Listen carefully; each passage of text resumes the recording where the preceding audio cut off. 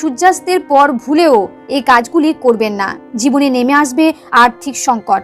বাস্তুমতে এমন অনেক কাজ রয়েছে যেগুলি সূর্য ডোবার পর একেবারেই করা উচিত নয়। সূর্যোদয় ও সূর্যাস্ত মানে দিন ও রাতের সংযোগস্থল, তাই শাস্ত্রে এই সময়টিকে অত্যন্ত গুরুত্বপূর্ণ বলে মনে করা হয়। তাই সূর্যাস্তের পরে এমন অনেক কাজ আছে যেগুলি কখনোই করবেন না। এতে আপনার পরিবারে যেমন সুখ সমৃদ্ধি থাকবে না, তেমন আর্থিক উন্নতি করতে পারবেন না। এবার জেনে নিন সূর্যাস্তের পর কোন কাজগুলি করবেন না। সন্ধেবেলা ঘুমাবেন না।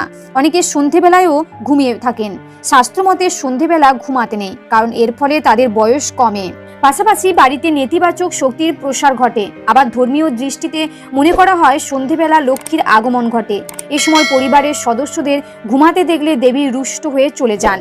সূর্যাস্তের পর বাড়িতে ঝাঁট দিতে নেই। সূর্যাস্তের পর কখনো বাড়িতে বা উঠোনে ঝাঁট দিতে নেই, কারণ এটি আর্থিক অনটনকে স্বাগত